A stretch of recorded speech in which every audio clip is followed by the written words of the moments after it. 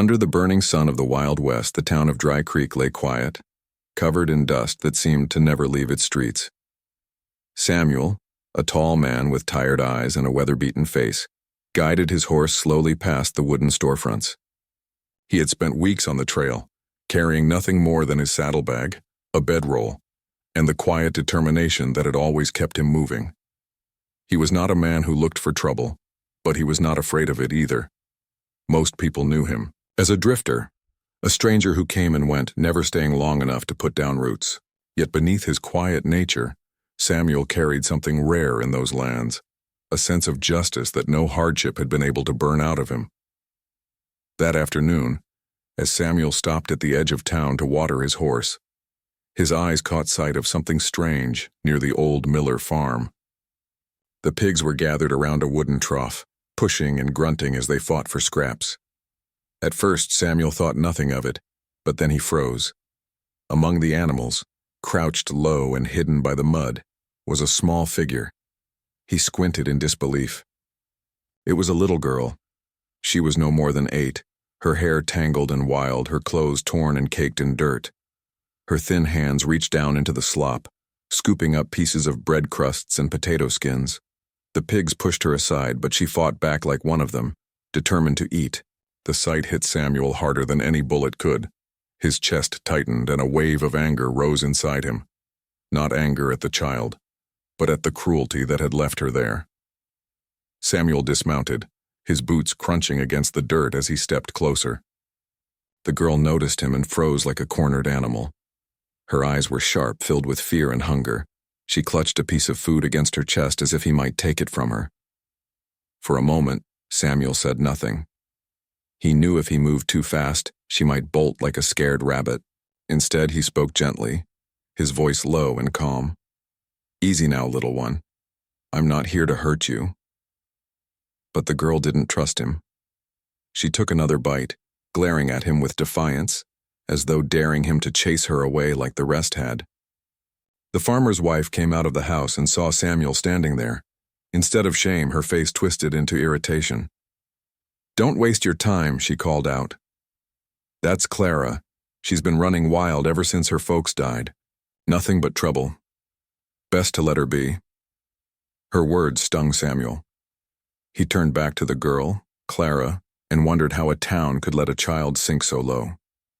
He thought about the long, lonely roads he had traveled, the hard men he had met, the cruel choices people often made out here, but never had he seen something as heartbreaking as this. An innocent girl living like an animal while people walked past without lifting a hand. Samuel tried again. He reached into his saddlebag and pulled out a small piece of dried meat. Clara's eyes followed his hand. Her nose twitched at the smell and her lips parted slightly, but still she didn't move. Samuel set the meat gently on the ground a few steps away and backed off. For a moment, Clara stayed still. Then, quick as lightning, she grabbed the piece and shoved it into her mouth. Samuel saw the desperation in her movements. She was starving. He spoke softly again. "You don't belong here eating with pigs. You belong at a table with real food. I'll see to that." That evening, Samuel asked around town about the girl. What he learned made his heart heavier with each answer. Clara's parents had died 2 winters ago, both claimed by fever. With no family to take her in, she had been left to fend for herself. At first, she begged in the streets, but people grew tired of her ragged face and thin hands reaching out. Some gave her scraps, others turned her away, and many mocked her. Over time, Clara stopped asking. She found her way to the Miller farm, where she learned to fight the pigs for food. The townsfolk whispered about her like she was some wild creature, not a child. They laughed, saying she had forgotten how to speak. Some even said she was cursed. Samuel listened in silence, his jaw tightening, his fists curling at his sides. To him there was no curse, only the cruelty of people who had chosen not to care. When Samuel returned to the farm the next morning, Clara was there again, crouched low by the trough. This time he didn't approach right away. Instead, he set a piece of bread on the ground near her and stepped back. Slowly, cautiously, Clara crawled toward it. Her movements were quick and tense, but she took the bread. Samuel smiled faintly, though sadness lingered in his eyes. He decided then and there he would not leave this girl behind. He would do what no one else had the courage to do. See her as human, see her as worthy of care. The following days, Samuel worked to win Clara's trust. He brought her food, always leaving it close enough for her to reach but never forcing her. At first she ate in silence, never letting him near. But little by little, her guard began to lower. One morning, as he offered her water from his canteen, Clara reached out and took it from his hands without running away. It was a small gesture, but to Samuel, it felt like the beginning of something larger. When she looked at him, really looked at him for the first time, he saw not an animal but a child longing for kindness. That night, Samuel lay awake in the small room he had rented above the general store. He thought about Clara alone out there in the mud, and the image tore at him. He couldn't understand how the people of Dry Creek could walk past her every day and feel nothing. He had traveled through many towns, seen men fight over gold, land, and pride, but this was different. This was about the heart of a child. Samuel knew he had found a purpose in Dry Creek. He had stumbled upon Clara by chance, but fate had put her in his path for a reason. Tomorrow, he promised himself, he would do more than feed her. He would fight for her no matter what it cost. And so began a story that would test Samuel's strength, not with guns or fists, but with the courage to stand against an entire town. He didn't know yet how deep the struggle would go, but one thing was certain. He had found a child worth saving, and he wasn't about to turn his back on her. Samuel woke before sunrise, his mind already on Clara. The town of Dry Creek still slept as he saddled his horse and thought about what to do next. The girl could not keep living like that, scraping for scraps among pigs. She needed a roof, food, and someone to protect her from the cruel laughter of others. Samuel had no family of his own, no house to offer her, but he had a strong will. He told himself that surely someone in town would help if he pushed them to see the truth. He believed there had to be a little kindness left among the people. When the first light touched the horizon, Samuel rode out to the Miller farm. Clara was already there, crouched at the trough, her little body shivering from the cold night air. He dismounted and walked over quietly, carrying bread wrapped in cloth. Clara looked up, her eyes sharp and ready to flee, but when Samuel unwrapped the bread and placed it gently on a rock nearby, her hunger won over her fear. She crept forward, grabbed it, and ate with quick bites. Samuel waited until she slowed down before speaking. "Would you like more?" he asked softly. Clara only stared at him, chewing silently, but her eyes flickered with something. Maybe trust, maybe hope. Samuel knew he had to try the end first. If the owner had any sense of mercy, he might allow Clara to stay in exchange for chores. He led Clara by the hand, though she resisted at first, pulling away like a skittish colt. Still, she followed him into town. Heads turned as the pair walked down the dusty street. A few men laughed openly, and one woman muttered, "There goes that wild thing again." Samuel ignored them, keeping Clara close. At the inn, the smell of stew drifted out the open door. Samuel guided Clara inside. The innkeeper, a round man with a red face, froze when he saw her. "What's this?" he barked. "You can't bring that creature in here. She'll scare off paying guests." "She's not a creature," Samuel said, his voice steady but edged with steel. "She's a child.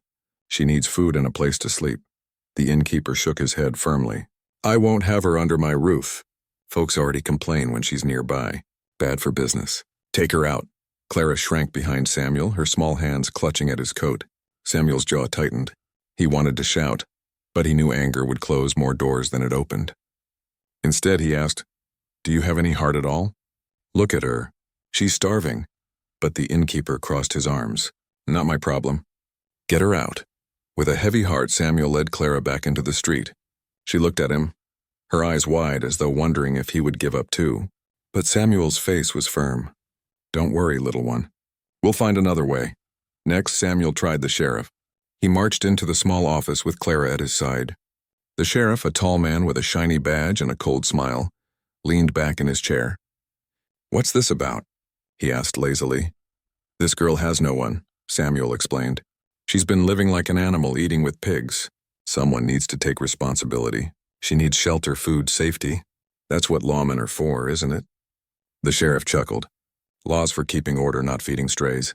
She survived this long, hasn't she? Best let things be. We don't want trouble. Samuel's eyes narrowed.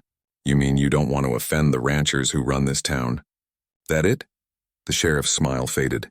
Careful, stranger. You don't know how things work around here. Don't go stirring the pot. If you want to feed the girl, that's your business. But don't expect me or anyone else to get involved. Clara tugged at Samuel's sleeve, sensing the danger in the room. Samuel turned and walked out before his temper exploded. His hands were clenched tight, but his voice to Clara was calm. Come on. We're not done yet. For the rest of the day, Samuel tried every door he could think of. At the church, the pastor sighed and said the congregation had nothing to spare. At the schoolhouse, the teacher claimed she couldn't take on a wild child who barely spoke.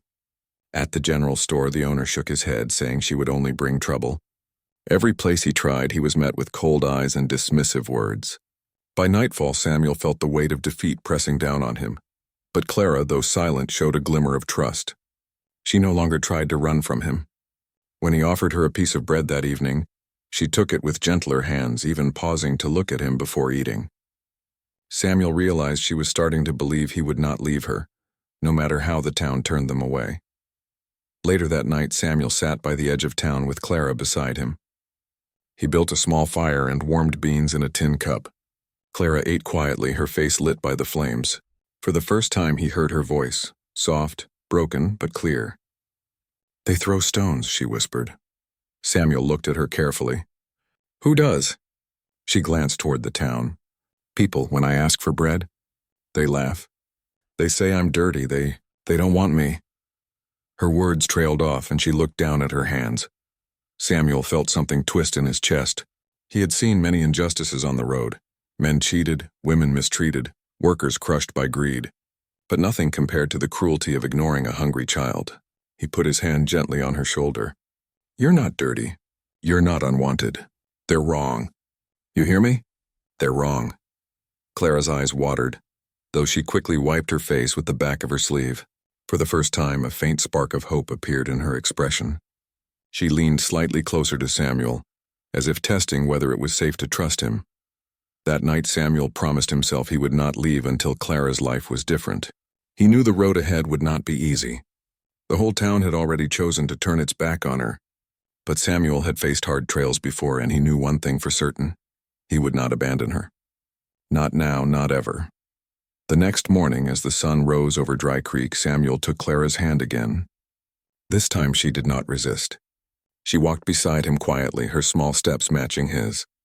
Together they moved toward town, and though Samuel did not yet know how, he was determined to fight for her place in the world. He would show Dry Creek that Clara was not some wild creature to be mocked. She was a child, and he would not rest until everyone saw her that way. The morning air in Dry Creek was crisp, but Samuel felt the heavy weight of his mission. Clara walked close to him, holding tightly to the edge of his coat as though afraid he might disappear. Her steps were small and cautious, yet there was something different about her now. She no longer looked at him with suspicion, but with a fragile trust, like a frightened bird testing if it could rest in a safe hand. Samuel knew that trust was a gift, one he could not afford to break. He decided to try again to find her a safe place. The town had failed her, but Samuel believed not everyone could be blind to a child's suffering. He took Clara first to the church, hoping that the pastor would soften his heart if faced with the child herself. The church bell rang faintly as they walked in, and the wooden benches stood empty. Pastor Reed stood near the altar, a tall man with gray hair and kind eyes that looked worn with worry. Samuel explained Clara's situation once more, pointing out how she was slowly returning to her human self after days of kindness. But when Pastor Reed saw Clara's ragged clothes and dirty face, he frowned sadly. Samuel, he said, his voice gentle but firm, the church barely has enough to feed the families that already depend on us. We've stretched ourselves thin. I wish it were different, but I cannot take her in. Samuel clenched his jaw. He wanted to argue, but he saw the pastor's eyes lower with guilt. It wasn't cruelty this time, but weakness. Even so, the result was the same, another closed door. Clara tugged his sleeve as if sensing they would not be welcomed here either. Samuel took her hand and led her out without a word. Next, he tried the schoolhouse. Children's laughter floated out as he approached. Clara's eyes brightened at the sound, but the moment they stepped inside, silence fell. Dozens of young faces stared at her as though she were something strange. The schoolteacher, a strict woman with sharp glasses, stepped forward. "Mr. Samuel, I can't allow this. That child is not ready for school. She barely looks civilized. She would disrupt the class." "She's a child," Samuel replied, his voice steady. "She deserves to learn to be treated like the others." But the teacher shook her head. "I have rules. I cannot bend them for her. Please take her out." Samuel's fists tightened, but he controlled himself. He could not win battles with anger alone. He guided Clara outside as the children whispered and laughed behind them. Clara's shoulders drooped, and for the first time, Samuel saw shame on her face. He knelt down and looked her in the eyes. "Don't you ever believe their words?" he told her softly. "You're no different from them. One day you'll read and write better than any of them. You'll see." Clara blinked up at him, and for the first time a tiny smile tugged at her lips. It was faint, but it gave Samuel renewed strength. He tried once more. This time at the home of a wealthy rancher named Mr. Harding. Harding's land stretched wide, and he had more cattle than anyone else in Dry Creek. Surely a man with such wealth could afford a little kindness. Samuel stood tall as he knocked on the rancher's grand wooden door. Harding answered with a smirk. "What do you want, drifter?" he asked. Samuel explained Clara's plight, emphasizing her need for food and shelter.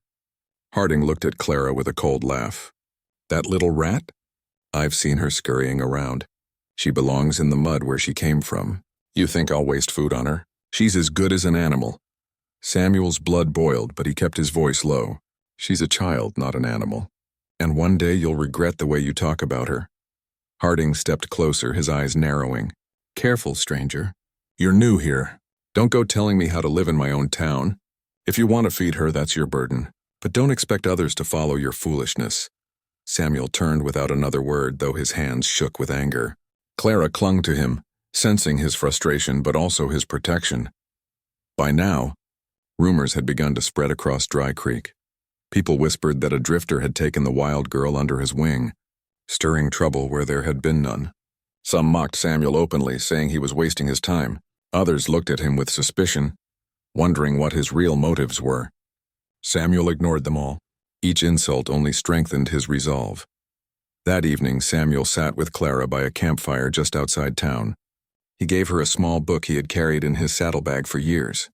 Its pages were worn, but its words were clear. Clara stared at it, her brow furrowing. "What is it?" she asked softly, her voice still weak from disuse. "It's a book," Samuel explained gently. "It tells stories. Would you like to learn to read it?"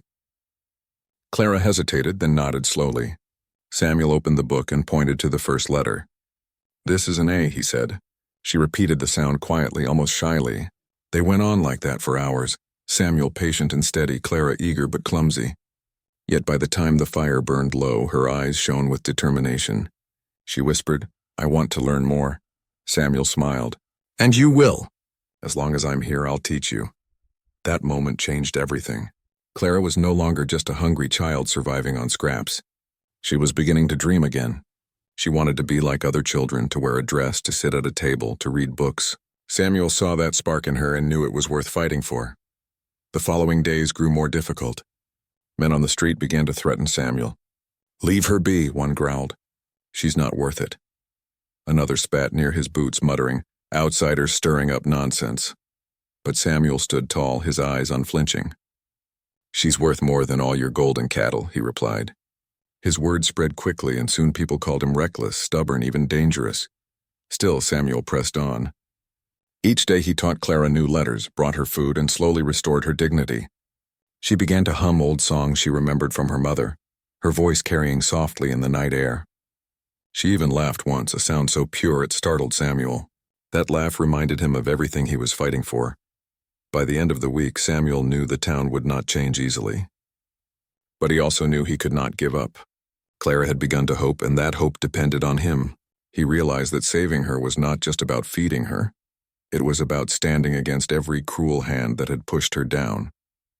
It was about showing the whole town that kindness was stronger than mockery, that dignity was worth fighting for.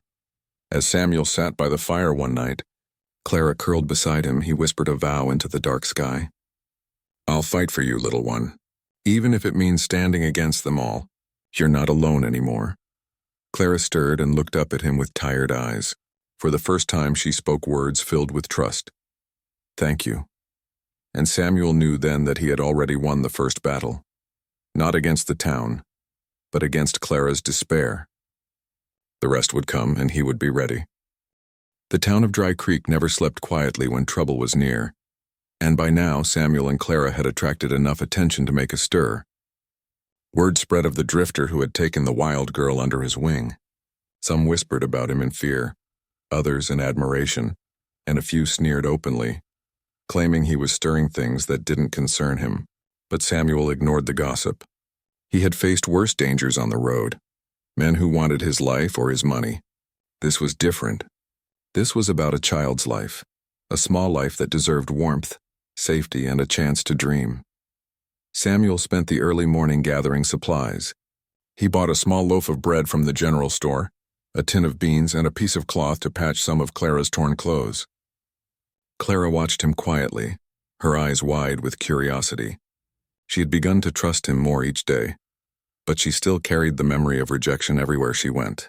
Every laugh, every stare from the townsfolk reminded her of how unwanted she had been. Samuel noticed her hesitation and knelt down beside her. "We'll fix this together," he said softly, smoothing the folds of her dirty shirt.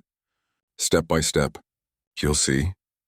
Clara nodded, a faint smile tugging at her lips, the first real one he had seen in days. The day passed quietly at first. Samuel taught Clara letters from the small book he carried, showing her how the words could tell stories, offer hope, and even bring laughter.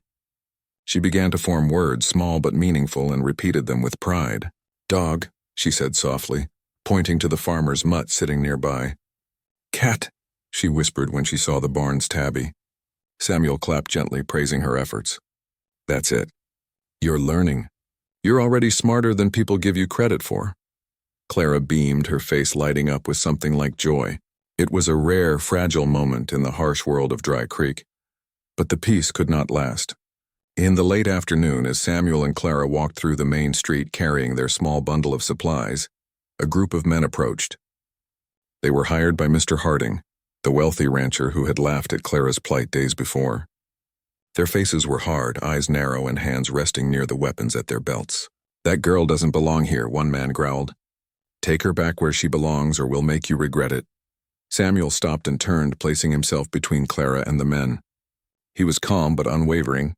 "She belongs wherever she wants to be," he said. "And right now she belongs with me." The men laughed, a cold, cruel sound.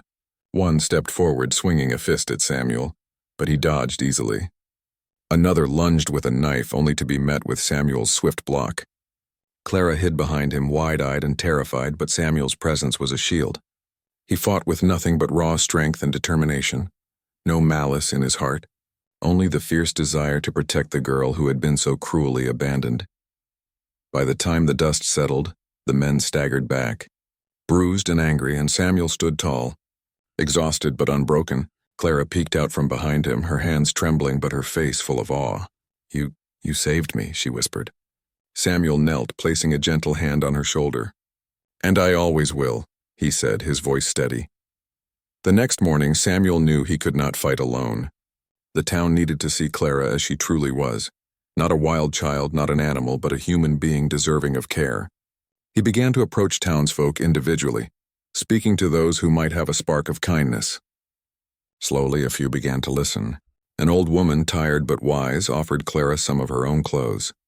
A shopkeeper, who had initially mocked the pair, promised to set aside food each day.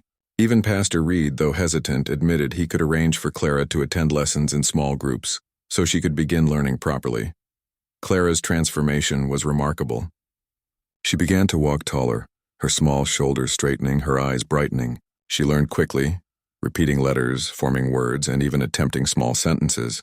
I am Clara," she whispered proudly one afternoon. Samuel smiled, feeling a deep satisfaction. It wasn't just the learning.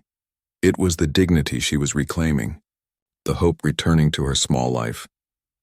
But the final test was still to come.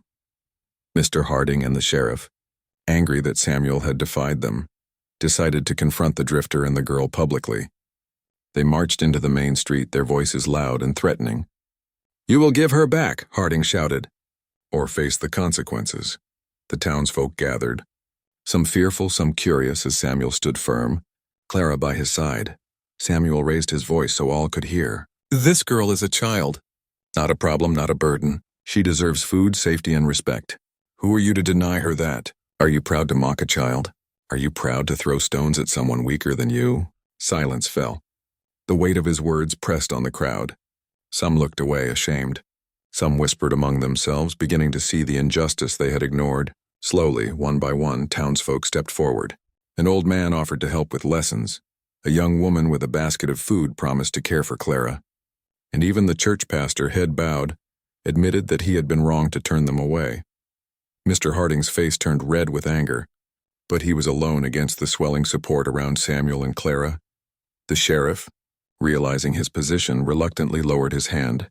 The town had begun to shift, the small but powerful voice of one man standing for right changing the hearts of many. Clara, watching the scene unfold, felt a warmth in her chest. She had once thought herself alone, unwanted, unworthy of care. Now she felt the presence of people who could be kind, who could see her as human. She turned to Samuel, her small hand finding his, and squeezed it gently. "Thank you," she said, her voice stronger than before. Samuel smiled, but his eyes remained vigilant. The town had begun to change, but he knew that vigilance and courage were needed every day to protect those who could not protect themselves. He had fought for Clara, but in doing so he had also begun to fight for the soul of Dry Creek itself. By nightfall, Clara slept soundly in the small room Samuel had secured for her, her face peaceful for the first time in months. Samuel sat by the door, listening to the quiet creaks of the building, feeling both exhaustion and triumph. He had taken on the town to save one child, and in the process he had ignited change. The journey was far from over, but hope had returned, and that was enough to carry them forward. The sun rose slowly over Dry Creek, casting golden light across the dusty streets. Samuel and Clara walked hand in hand through the quiet town, aware that today might bring the final test of their courage. Clara had grown stronger in the past weeks, her eyes bright and her small body more confident. She had learned to read simple words, to speak with clarity, and to carry herself with dignity. Yet Samuel knew the town still had many who doubted her, who believed she was unworthy of care. As they approached the main street, a crowd had already gathered. Word had spread quickly. The drifter and the girl who had eaten from a pig trough were standing up to the town's authority.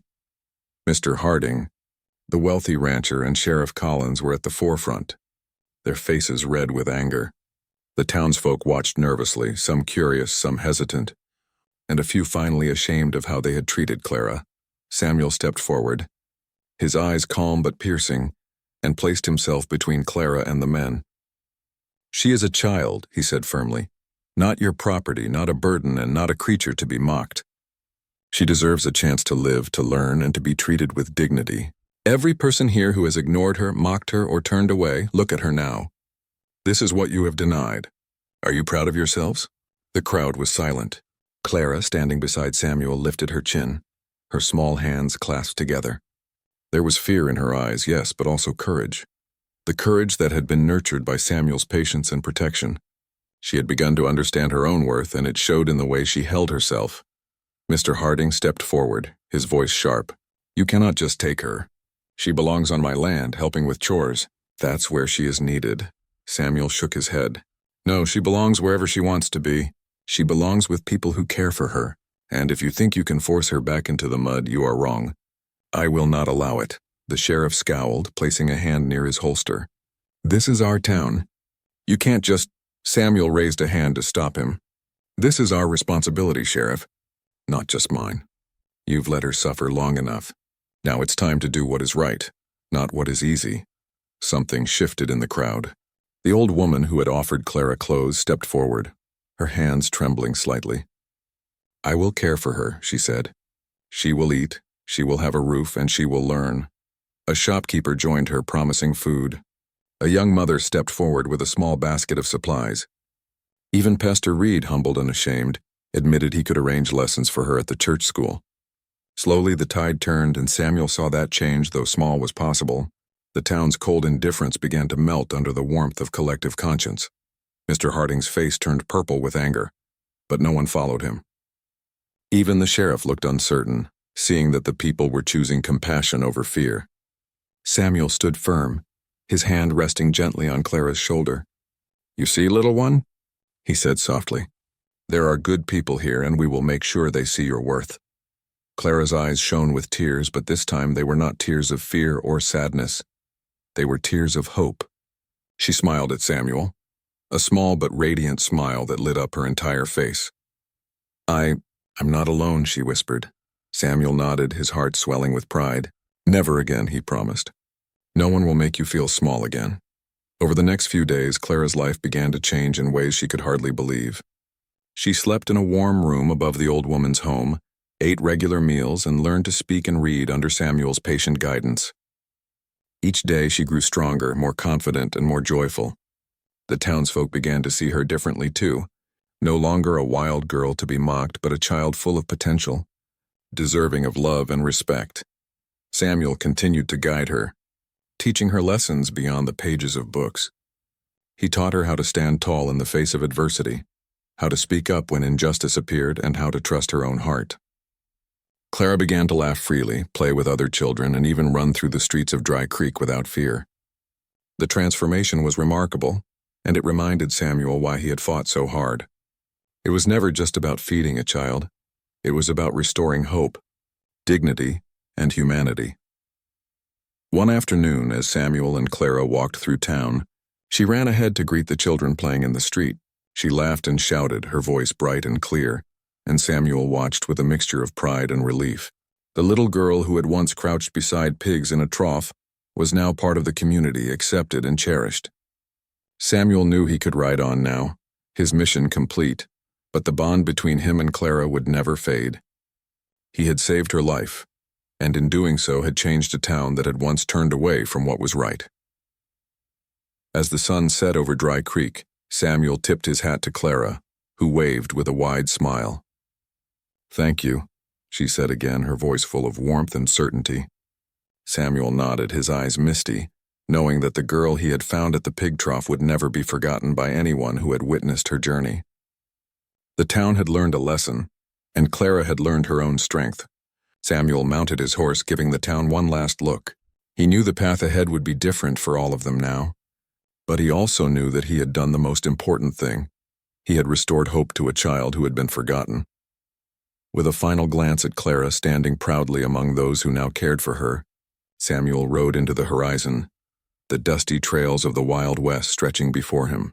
He carried with him the satisfaction of a life changed, a battle won without a single shot fired, and the knowledge that sometimes the bravest acts are the quietest ones, the acts that protect the innocent, restore dignity, and inspire courage in those who have long forgotten what it means to care. Clara waved until he disappeared from sight, her heart full of gratitude and a sense of belonging she had never known before. She had been saved, not just from hunger or neglect, but from a world that had once ignored her entirely, and she knew she would never forget the man who had refused to let her be lost.